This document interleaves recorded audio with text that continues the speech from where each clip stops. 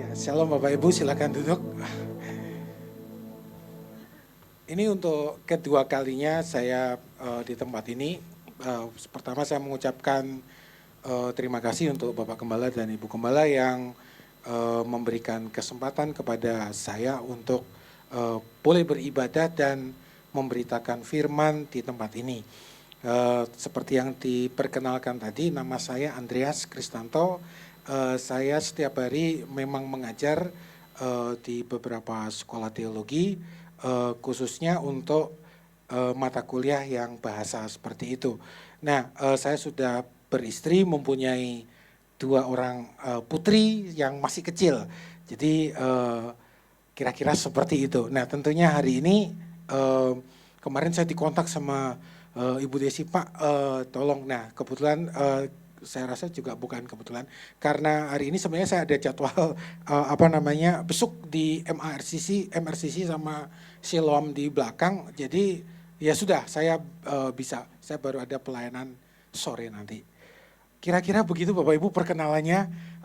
Kita akan membahas tentang topik kita, yaitu mungkin ditampilkan aja boleh. Humility. Nah, saya dikasih tema untuk kita coba renungkan pada hari ini tentang humility atau kerendahan hati, kerendahan hatian atau kerendahan hati. Ya, mana saja boleh. Nah, kita sebagai umat Tuhan seringkali kita tahu kata-kata ini. Nah, tadi Bapak Gembala sudah mengatakan ada banyak hal yang di dalam Alkitab itu bukan meleset, bukan juga sengaja, karena lembaga Alkitab itu sampai sekarang berusaha sebagaimana mungkin untuk membuat terjemahan yang tepat. Cuman ini masalahnya adalah yang saya selalu sebut di kelas, keterbatasan bahasa. Nah, keterbatasan bahasa inilah yang menjadi masalah, sehingga kita di dalam studi teologi ketika kita menjalankan melihat teks itu ada bagian-bagian yang terjemahannya ada, tapi nuansanya enggak bisa ditransfer 100% gitu. Nah, contoh nih sebelum saya mengawali, semoga saya berkhotbah tidak terlalu panjang karena kebiasaan ngajar 2 SKS. Nah, saya kasih contoh misal Bapak Ibu, kebetulan saya orang Jawa, saya lahir di kota Jombang, Jawa Timur. Mungkin ada orang Jawa yang di sini atau mungkin ada bukan orang Jawa. Saya kasih contoh misal, kalau kita kan tahu buah mangga itu Bapak Ibu ya. Buah mangga itu kalau di kampung atau mungkin di tempat kita ada kalau malam itu dimakan kelelawar toh. Atau kalau bahasa Jawanya codot itu toh. Ya. Terus buah mangganya ini menjadi bentuknya tidak beraturan, kira-kira seperti itu. Nah, coba kasih saya dalam bahasa Indonesia, ini bentuknya apa? Kalau coba cari satu kata dalam bahasa Indonesia untuk menggambarkan buah mangga yang sudah tidak beraturan ini, dimakan itu dari berbagai sisi dan lain sebagainya. Paling bahasa Indonesia cuma bilang lubang. Lubang itu bolong Bapak Ibu, beda. Ya, paling ya rusak gitu toh. Nah, tetapi kalau orang Jawa punya istilah sendiri apa? Keroa, itu. Keroa adalah suatu kata untuk menggambarkan keadaan yang seperti itu yang tidak punya di bahasa lain. Walaupun jadi permasalahan kita meminta bantuan dari bahasa adalah untuk menjelaskan seperti itu. Contoh lagi misal, kita sering ngomong, berilah kami kasih yang agape gitu tuh. Apa sih agape itu? Terus kita mendefinisikan kasih Bapa, ya kasih tanpa imbalan. Ya tentunya kalau ada orang Yunani kuno hidup di sini 1000 tahun yang lalu, dia bilang, perasaan zaman gua dulu enggak gitu deh, gitu toh. Nah, ternyata kasih agape itu adalah istilah umum seperti, jadi kalau saya dengan saudara-saudara, karena kita tidak punya hubungan darah, nah itu dipakai kata filia. Tetapi kalau saya dengan ayah saya, keluarga saya yang punya hubungan darah itu agape. Nah, sedekat-dekatnya filia tidak pernah akan menggantikan agape. Contohnya gini, Bapak Ibu punya putra. Tiba-tiba putra Bapak Ibu atau putri Bapak Ibu nyolong, ketangkep orang gitu. Digebukin orang. Nah, kira-kira peristiwa digebukin orang itu wajar enggak? Wajar karena dia mencuri. Sekarang pertanyaannya, Bapak Ibu ikut gebuki juga enggak? Terhadap anak Bapak Ibu yang melakukan itu. Ikut gebuki juga enggak? Kenapa? Karena anak, enggak ada jawaban lain. Itu loh agape. Jadi agape itu kasih seperti itu. Nah, hari ini saya dikasih tema untuk membahas satu topik tentang kerendahan hati. Nah, kita akan coba bersama-sama lihat ada satu bagian teks Alkitab yang akan kita baca dalam Matius 11 ayat 29 sampai 30. Mari kita supaya enggak ngantuk, kita baca bersama-sama. 1, 2, 3. Pikulah kuk yang kupasang dan belajarlah padaku, karena aku lemah lembut dan rendah hati, dan jiwamu akan mendapat ketenangan. Sebab kuk yang kupasang itu enak dan bebanku pun ringan. Ini adalah perkataan Yesus yang mencatat tentang kerendahan hati. Dan tidak berpisah dengan lemah lembut. Nah, justru apa sih kerendahan hati? Orang sering memahami kerendahan hati adalah suatu sikap di mana tidak menonjol dalam sebuah pertemuan gitu toh. Oh, berarti saya menjaga diri untuk tetap santun, sopan, tidak dominan ya supaya terlihat baik. Tapi apakah definisi Alkitab seperti itu gitu. Nah, lalu kalau kita lihat ayat ini kan sering kita baca toh. Apa hubungannya kuk dengan lemah lembut dan rendah hati? Gitu toh. Apa hubungannya kuk? Ini pertanyaan kritis yang mesti bisa kita jawab supaya kita nanti tahu gambarannya.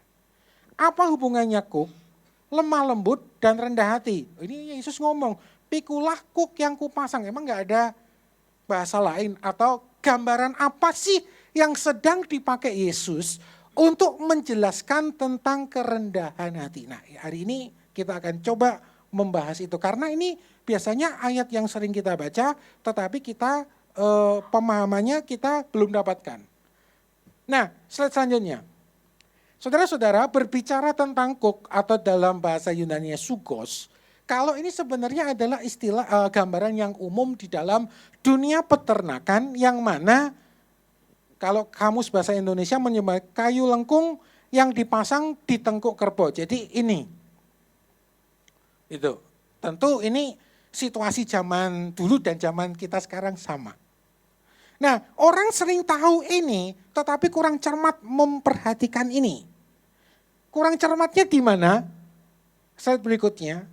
Yaitu kuk itu selalu berpasangan. Ini kuncinya, key-nya di sini. Jadi karena ini yang sedang digunakan adalah gambaran untuk kuk, yaitu hewan ternak kerbau untuk membajak. Kira-kira seperti itu. Jadi bukan untuk tunggangan, untuk tumpangan. Jadi bukan satu, tapi berpasangan atau bahkan lebih dari dua. Ini kuncinya, clue-nya. Justru gambaran ini yang nanti akan mengarahkan kita kepada kerendahan hati itu apa sih? Nah, tolong balik ke ayatnya dulu. Yang tadi, biru itu. Pikulah kuk yang kupasang dan belajarlah daripadaku. Kalau dikatakan pikulah kuk yang kupasang, gitu toh, dan belajarlah daripadaku karena aku lemah lembut dan rendah hati, kita akan bertanya, kalau gitu kaitannya kuk dengan rendah hati apa? Gitu. Nah, gambar berikutnya. Slide berikutnya. Slide berikutnya. Nah, saya punya gambar Bapak Ibu.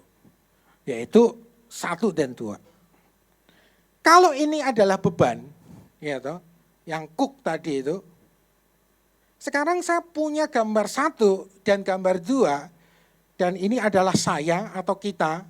Misal, dari 2 gambar ini, mana yang akan kita merasa lebih berat? Gambar 1 atau gambar 2? Kira-kira. Kalau misal kita membawa beban dengan saudara kita, satu saudara kita. Yang satunya lebih tinggi, gitu. Atau biasanya kalau Bapak Ibu lihat orang tukang pikul air itu, anggap aja seperti itu. Terus kemudian kita berada di bawahnya yang lebih rendah, mana yang akan merasa lebih berat? Yang bawah atau yang tinggi? Pasti yang bawah.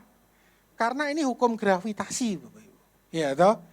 Nah, gambaran inilah yang sedang dipakai oleh Yesus untuk menjelaskan tentang kerendahan hati. Berarti kalau gitu supaya yang saya ini adalah menjadi ringan, berarti orang yang di sini mesti ngapain? Turun. Itu gambarannya. Ini kita tangkap dulu. Nah, slide berikutnya. Jadi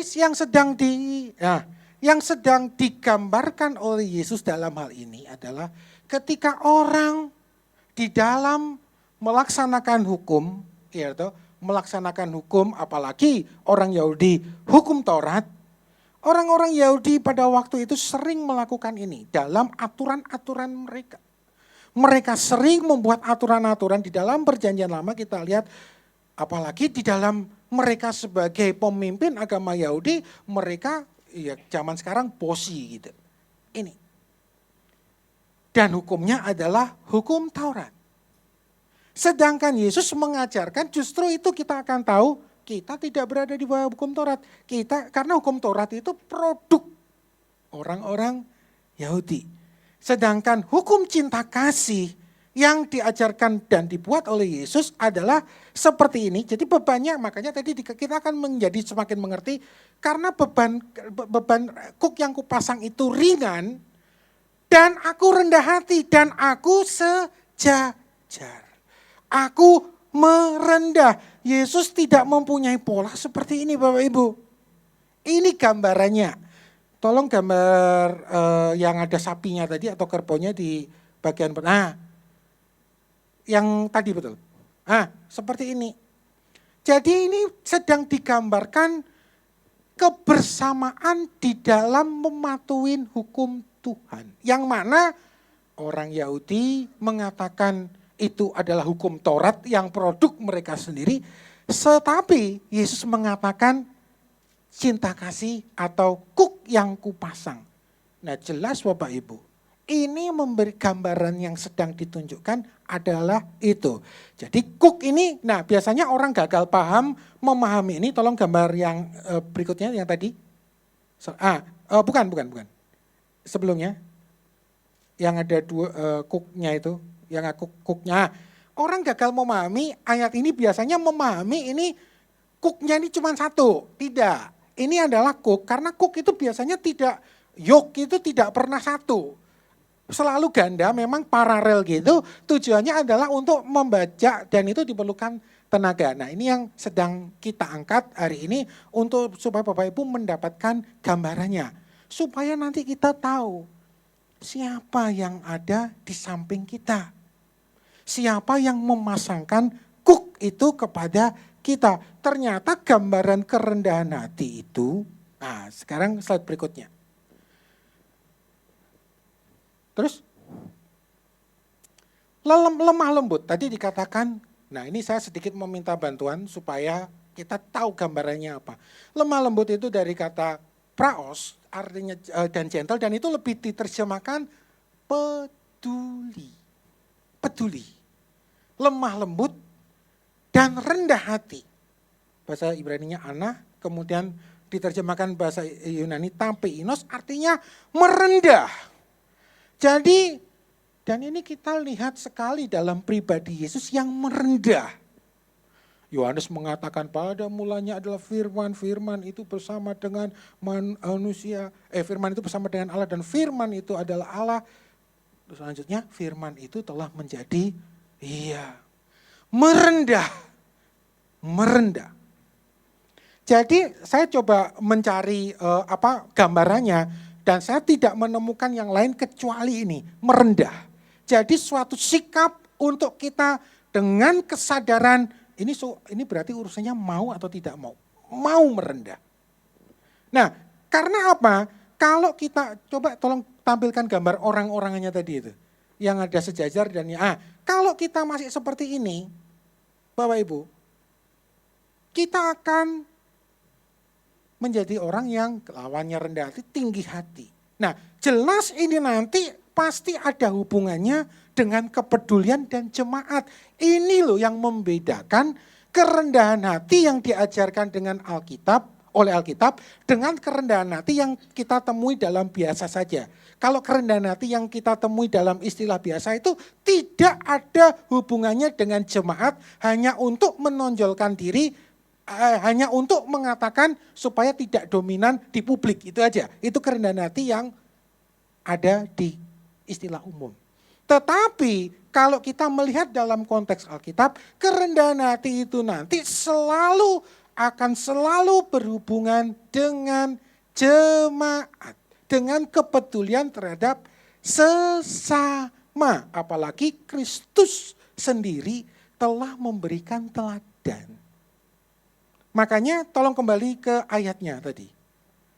Ini mesti dibaca hati-hati. Pikulah kuk yang kupasang dan belajarlah padaku. Karena aku lemah lembut dan rendah hati dan jiwamu akan mendapatkan ketenangan. Terusnya, sebab kuk yang kupasang itu enak dan bebanku pun ringan. Masalahnya kalau kita gambarkan hanya sekedar kuk satu, kenapa Yesus mesti ngomong ini? Pikulah kuk yang kupasang. Berarti di sini kita punya suatu gambaran. Pikulah kuk yang kupasang tak lain adalah kuk Yesus sendiri yang berbeda dengan kuk orang Yahudi. Sebagai gambaran atas semua ini, coba kita lihat slide berikutnya yang ada pointer 1, 2. Nah, pikulah kuk yang kupasang dan belajarlah padaku karena aku lemah lembut dan rendah hati. Apa maknanya? 1, pikulah kuk Tuhan, pikulah hukum Tuhan, pikulah kuk Yesus, yaitu cinta kasih, bukan yang lain. Bukan aturan-aturan dunia, bukan kalau Paulus mengatakan filsafat-filsafat dunia, ajaran-ajaran yang lain, yaitu seperti yang disebutkan, tidak ada lain kecuali cinta kasih. Nah, terus apa berarti kelanjutan maknanya? Kuknya Yesus berarti pastikan bahwa teman pemikul kuk kita adalah Yesus sendiri. Sebenarnya kuk ini adalah gambaran dari apa sih? Slide sebelumnya. Yang ada katanya yaitu sebagai berikutnya. Terus. Kuk atau sugos apa itu? Itu adalah jadi ceritanya gini Bapak Ibu. Yesus ini kan seorang guru. Nah ketika dia mengajar dia itu sering menggunakan perumpamaan-perumpamaan yang diambil dari sekitar. Ya, makanya kadang-kadang rabi pun teman-temannya rabi-rabi yang lain, orang-orang Farisi juga nggak ngerti gitu. Justru murid-muridnya yang kelompok-kelompok bawahan ini ngerti. Karena apa? Ya karena diambil dari sekitarnya. Contohnya apa? Lalang di antara gandum di antara lalang. Terus apa lagi? Pohon ara yang tidak seperti itu. Banyak sekali. Nah, lalu kuk ini gambaran apa sih? Ini yang sedang dipakai Yesus ini adalah sebuah gambaran dunia peternakan yang mana ada kuknya. Kuk itu adalah beban, tapi bukan berarti beban dalam pengertian negatif, tapi yang dimaksud di sini adalah tanggung jawab. Nah tanggung jawab ini apa? Yaitu melaksanakan hukum dan perintah Tuhan. Nah konteksnya gini, sebagai pemimpin agama, orang Yahudi begitu rupa membuat pengajaran hukum dan aturan-aturan yang begitu berat. Itulah kuk Yahudi. Makanya kita menjadi mengerti, pikulah kuk yang kupasang. Berarti kuknya Yesus, bukan kuknya orang Yahudi. Yaitu apa? Cinta kasih itu, agape itu. Kemudian apa? Sedangkan Yesus lebih mengajarkan esensi dari hukum Tuhan itu yang adalah cinta kasih. Nah, di sini kita mempunyai dua gambarnya tadi yang ada orang-orangnya, tolong tampilkan lagi. Jelas, ini yang sedang dimaksud. Orang Yahudi dengan hukum Tauratnya melaksanakan seperti ini. Sedangkan orang-orang yang ada di bawah Yesus, mungkin nanti kalau Bapak Ibu membaca surat-surat Paulus, ini begitu kental diberitakan. Nah, hukum cinta kasih. Hukum cinta kasih yang mana sudah ringan pun Yesus mengatakan aku rendah hati. Kalau mau ringan mengambil model ini kira-kira bisa enggak? Bisa juga, tetapi Yesus justru malah dua-duanya. Di samping kuknya ringan, tetapi dia merendah.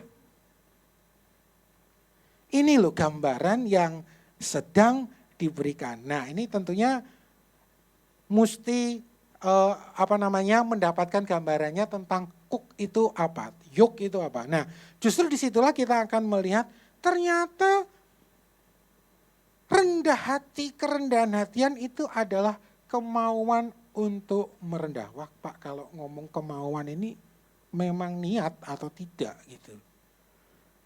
Ini yang membedakan antara kita dengan pemahaman kerendahan hati dalam pengertian rendah hati tidak menonjol di publik gitu.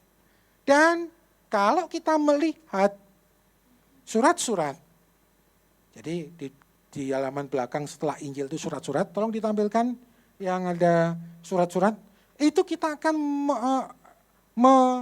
membaca kerendahan hati dan kelemah lembutan. Apa tadi kita baca apa? Kelemah lembutan, kepedulian itu tidak bisa dipisahkan dan inilah yang menjadi ciri, menjadi definisi kerendahan hati dalam Alkitab.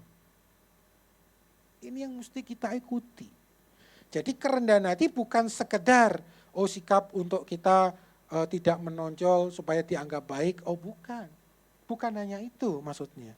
Selalu ada hubungannya dengan kepedulian. Nah, kita lihat sekarang. Contoh surat Paulus kepada jemaat di Efesus. Hendaklah kamu selalu rendah hati, lemah lembut dan sabar, tunjukkan kasihmu dalam hal saling membantu. Jelas ada hubungannya dengan jemaat. Dalam konteks jemaat. Kolose 3:12.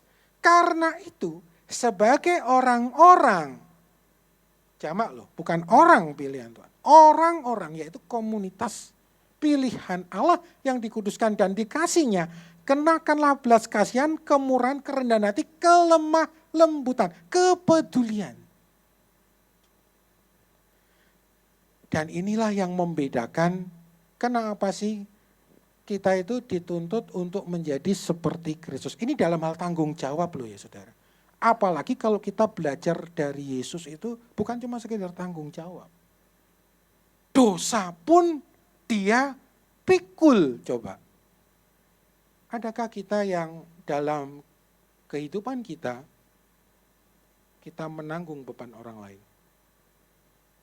Adakah di antara kita yang kita menanggung kesalahan yang bukan kita perbuat? Dan ini tidak bisa terjadi kalau orang Jawa bilang legowo tanpa kerendahan hati. Nah inilah saudara-saudara. Dan akhirnya 1 Petrus 3:8, hendaklah kamu semua, laki-laki plural, jamak, seia sekata seperasaan mengasihi saudara-saudara, penyayang dan rendah hati. Filipi 2 ayat 2-3. Hendaklah kamu sehati sepikir dalam satu kasih, satu jiwa, satu tujuan. Itu di situ hendaklah kamu itu sebenarnya jamak kalau kita lihat. Jadi hendaklah kalian sehati sepikir. Kalau cuman satu nanti akan kita bisa buktikan. Tapi ini di sini jamak. Hendaklah kalian sehati sepikir dalam satu kasih, satu jiwa, satu tujuan dengan tidak mencari kepentingan sendiri. Jelas ini plural. Sebagai komunitas atau jemaat Tuhan atau puji-pujian yang sia-sia. Sebaliknya dengan rendah hati yang seorang menganggap yang lain lebih utama daripada dirinya sendiri. Ini yang membedakan kita kerendahan hati dengan kerendahan hati yang diajarkan oleh Alkitab dengan kerendahan hati pada umumnya. Jelas kerendahan hati di dalam Alkitab selalu bertujuan untuk pembangunan jemaat. Dan rendah hati adalah sebuah niat yang harus diniati untuk bagaimana merendah. Dan ini memang sulit Bapak Ibu. Merendah. Nah, sekarang kalau kita bayangkan ya, Yesus itu bukan cuma dalam hal tanggung jawab atau pengajaran. Karena yang kita pelajari ayat ini konteksnya tadi adalah tanggung jawab di dalam menjalankan hukum Tuhan. Terhadap dosa-dosa kita aja dia tanggung Bapak Ibu. Dan ini menjadi teladan kenapa orang Kristen itu selalu mempunyai sifat untuk menanggung sesamanya. Apalagi dalam konteks jemaat. Dan ini kuncinya tidak ada lain kecuali kerendahan hati. Kerendahan hati. Dan kepedulian. Jadi ini ibarat dua sisi uang logam itu. Kerendahan hati dan kepedulian. Kalau saudara-saudara, kalau kita hanya berbicara soal kerendahan hati, dalam pengertian yang pertama tadi, bahwa supaya aku dianggap baiklah, supaya aku tidak menonjol, itu sebenarnya kita sedang melakukan pencitraan atas diri kita sendiri. Toh. Untuk apa? Gitu. Nah ternyata Alkitab mengajarkan bukan itu, tapi kerendahan hati itu adalah untuk kelemah lembutan yang terjemahan sebenarnya adalah kepedulian. Dan itu merupakan kunci. Supaya kita bisa peduli, mungkin ada Bapak Ibu yang bertanya, Tuhan aku nih kepingin banget bisa peduli. Tapi kenapa kok sampai hari ini belum mampu? Dan inilah jawabannya hari ini. Kita mesti turun. Kita mesti turun. Meniatkan diri, mengikrarkan diri untuk turun. Itulah Yesus, saudara. Coba kalau enggak ada Yesus.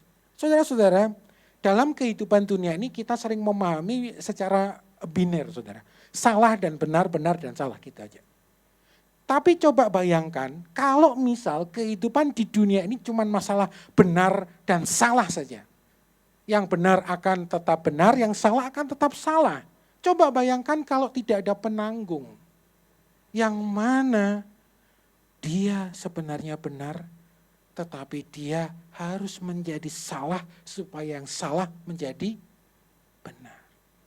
Kalau hidup cuma masalah benar dan salah, inilah nanti kita akan berbicara soal keadilan di dalam dunia Kristen dalam hubungannya dengan Alkitab. Kalau cuma adil, mempertahankan status adil, ya benar, saya benar secara legalitas, saya juga benar, kamu salah. Makanya ndak heran sampai ada kasus misal pendeta ngebui pendeta ya atau akhir-akhir ini. Saya ndak mau komen soal itu, cuman kita lihat saja fenomena-fenomena yang terjadi gitu. Ya secara benar-benar, kamu salah-salah. Coba kalau dunia ini urusannya cuman gitu. Tidak ada orang yang merelakan dirinya sebagai penanggung, mau turun derajatnya gitu untuk menanggung yang salah supaya yang salah ini menjadi benar. Tidak akan ada selesai ceritanya. Justru disinilah rahasia Injil sebagai kekuatan Allah. Makanya dikatakan Injil, berita Injil adalah kebodohan. Gitu. Dan artinya ketika kita mengikut Kristus itu kita memang siap-siap menjadi bodoh. Dan siap-siap menjadi tumbal. Inilah yang mengapa kalau kita makanya yang betul itu korban atau kurban, saudara. Yesus itu korban atau kurban? Kurban. Ya memang dia ini adalah, ya kalau korban itu ceritanya ya mau nggak mau mesti gua gitu toh. Dia mengikrarkan dirinya untuk menggantikan kita yang seharusnya dihukum, tetapi dia yang mengganti. Spirit ini hanya ada di dalam kekristenan. Silakan cari di agama lain. Kalau agama lain, saudara hanya menemui ya itu tadi, benar-benar salah-salah gitu. Kalau gitu cerita dunia ini selesai saudara. Ya sudah. Tidak akan ada ujungnya adalah ya yang benar-benar aja, yang salah-salah aja gitu. Tetapi justru pengharapan kita sebagai orang-orang yang pernah dulu berdosa ditumpukan pada berita Injil. Ini loh berita Injil. Dan kita mengakui bahwa Yesus dan meneladaninya. Bukan cuma mengakuinya, meneladaninya di dalam kehidupan-kehidupan kita. Berapa banyak saudara-saudara kita yang sebenarnya sengsara dan kita mempunyai kemampuan untuk menanggung. Dan itu tidak bisa lain kecuali kita memahami konsep ini, kerendahan hati. Kita niat sengaja dan niat untuk turun. Nah, berikutnya. Jadi kesimpulan. Pak, cepat amat Pak. Jadi kesimpulan. Hal rendah hati bukan soal menunjukkan kualitas diri. Ini yang saya katakan tadi. Atau keperluan pribadi. Tetapi harus dipahami dalam konteks kepedulian terhadap sesama. Mau merendah demi yang lain menjadi ringan. Rendah hati tidak bisa dipisahkan dengan kepedulian. Ini yang firman Tuhan ajarkan. Dan syarat keberhasilan jemaat dan pelayanan adalah kerendahan hati. Jemaat yang rendah hati. Yesus saja yang patut dicontoh dan menjadi teladan. Karena apa? Tidak ada orang lain, tidak ada pemimpin lain yang seperti tadi itu. Rekan di dalam menanggung beban tanggung jawab. Kalau yang lain dari atas gitu toh. Ini kayak kita ketika kita masih kecil dulu mainan sama teman-teman kita pikul-pikulan itu toh. Kita angkat aja yang di atas pikulan kita ke atas biar yang teman kita itu lebih berat gitu toh. Nah, yang tadi digambarkan dengan yuk atau kuk gitu. Nah, apalagi kuknya beda. Yaitu cinta kasih. Cinta kasih. Nah, inilah mengapa kita saudara di dalam spiritualitas kita ini sering dianggap bodoh oleh dunia. Orang Kristen diresein, memaafkan, ya toh. Orang Kristen tempat ibadah ditutup, ya sudah cari yang lain, ya toh. Ya coba mereka, jangan sampai kita balik toh, bisa ribut itu, ya toh. Nah, justru karena kita secara alam bawah sadar, kita sudah memahami ini. Cuman kita mungkin kurang mampu mengkomunikasikan. Dan hari ini firman Tuhan menjelaskan kepada kita, kerendahan hati itu memang menjadi kunci untuk keberhasilan jemaat. Dan saya rasa dengan dipilihnya tema ini pada bulan ini atau minggu-minggu ini, itu untuk menyadarkan kita kembali bahwa ya memang kita ini mesti niat akan satu hal ini, yaitu rendah hati ini. Dan ini bukan sebuah kegiatan untuk pencitraan supaya kita dianggap tidak dominan, tidak. Ini ada kaitannya dengan pelayanan. Ada kaitannya dengan dunia pelayanan. Sebagai kita komunitas yang tadi sudah dijelaskan, yaitu orang-orang pilihan Allah, jemaat dan lain sebagainya itu. Yang kita akan bawa keluar ke mereka-mereka yang belum mengenal Tuhan. Kesimpulan yang keempat, ini yang saya katakan tadi, jika hanya soal benar dan salah, semua urusan hidup ini tidak akan selesai. Yang benar selalu akan menuntut yang salah. Ini baik dalam keluarga, permasalahan keluarga, dan lain sebagainya, permasalahan hukum resmi dan lain sebagainya. Harus ada penanggung untuk semua yang salah dapat menjadi benar atau dibenarkan. Kerendahan hati dan kepedulian menjadi kunci sukses atas hal ini. Saudara, coba pikir ya. Mari kita pikir bersama gini. Ini Tuhan kan ceritanya menciptakan dunia dan alam semesta dan isinya.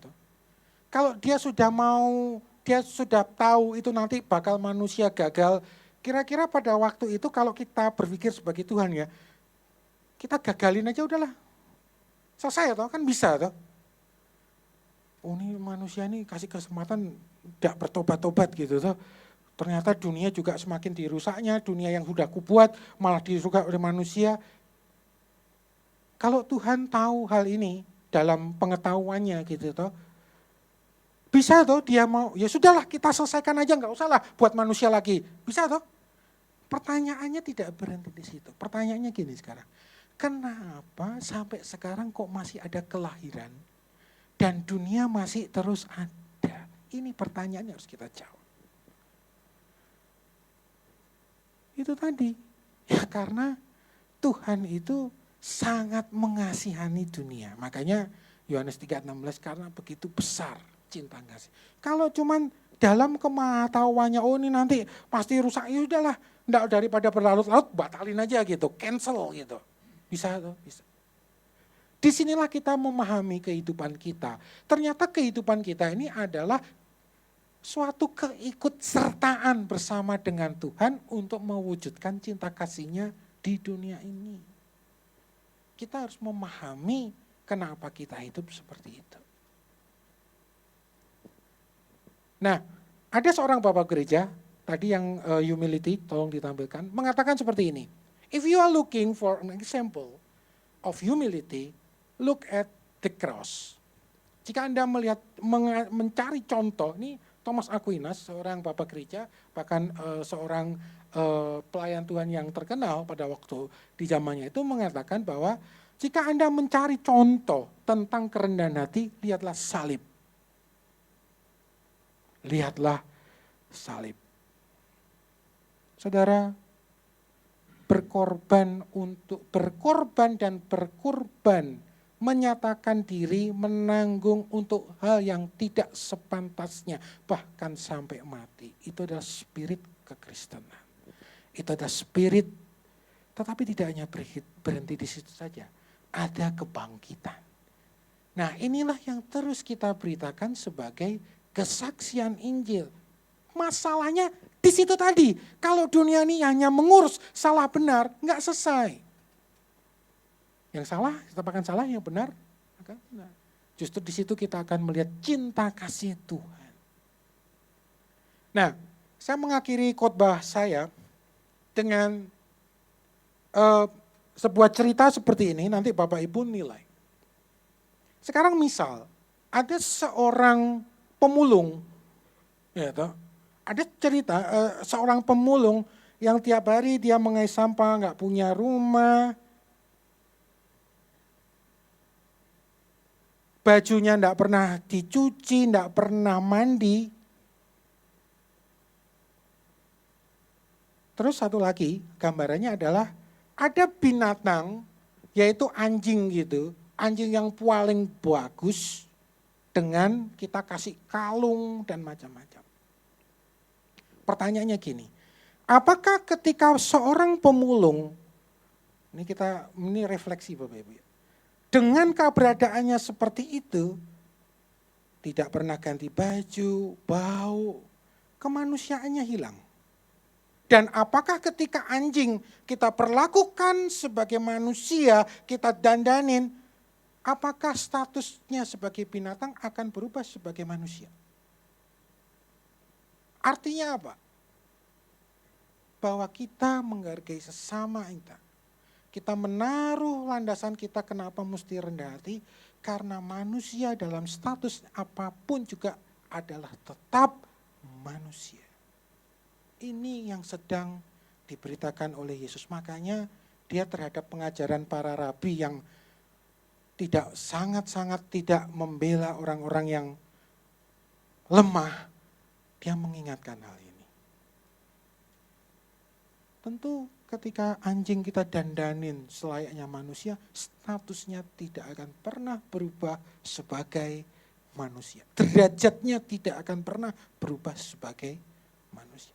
Tapi walaupun seorang pemulung yang memulung, pekerjaannya pemulung, dan setiap hari pemulung tidak pernah mandi, status derajatnya tidak akan pernah turun sebagai binatang. Ini menjadi pelajaran bagi kita, untuk kita selalu melihat sesama kita. Loh, justru kalau kita lihat Bapak Ibu ya, ajaran Kristen itu adalah ajaran, kalau mau jujur, paling tidak saya membagikan pengalaman dan pengetahuan teologi. Ajaran Kristen itu adalah ajaran cinta kasih. yang tidak terbatas oleh agama. Yang tidak terbatas oleh apa saja. Di dalam kita mengasihi orang, ya lihatlah dia karena dia manusia. Itu loh agape. Karena apa? Kita menganggap orang itu adalah manusia. Seperti kita cerita anjing dan pemulung itu tadi. Nah, saya akan mengajak Bapak Ibu untuk menyanyikan lagu ini. Slide-nya. Saya tak tahu apakah Bapak Ibu tahu lagu ini. Ini lagu lama. Mengikut Yesus keputusanku, mengikut Yesus keputusanku, mengikut Yesus keputusanku. Ku tak ingkar, ku tak ingkar. Mungkin Bapak Ibu belum tahu story behind the song. Saya akan menceritakan latar belakang lagu ini. Lagu ini dikarang oleh seorang misionaris Inggris yang ada di India. Karena seorang keluarga dibantai gara-gara hanya menemukan ajaran kemanusiaan dari Yesus yang begitu sangat menyentuh dia di dalam soal kerendahan hati. Termasuk Mahatma Gandhi dulu. Itu ada cerita bahwa dia itu adalah datang ke gereja, dia pengikut Yesus, Bapak Ibu. Dia sangat menjadi sakit hati gara-gara ketika dia masuk ke gereja yang gerejanya itu adalah gereja Inggris dengan jas dan sepatu dan berdasi, dia datang dengan ya namanya budaya India itu, dengan kasutnya itu. Dia mengatakan ketika dia mau masuk diusir oleh orang-orang gereja yang berdasi itu. Nah, disinilah Mahatma Gandhi sampai ya karena sakit hatinya mengatakan, saya mengaku Yesus. Saya setuju dengan ajarannya, tetapi tidak pada orang-orang itu. Ini menjadi kritik bagi kita, gereja. Apakah kita hanya mempertahankan status kita, ataukah kita benar-benar mempunyai sinar untuk keluar, yaitu menyatakan Injil itu. Apakah kita di dalam kerendahan setiap keseharian kita terhadap pembantu kita, terhadap orang-orang di sekeliling kita melihat dia, walaupun dia pemulung, dia adalah manusia itu, bukan anjing. Dan ini menjadi perenungan kita pada pagi hari ini. Mari kita tundukkan kepala, kita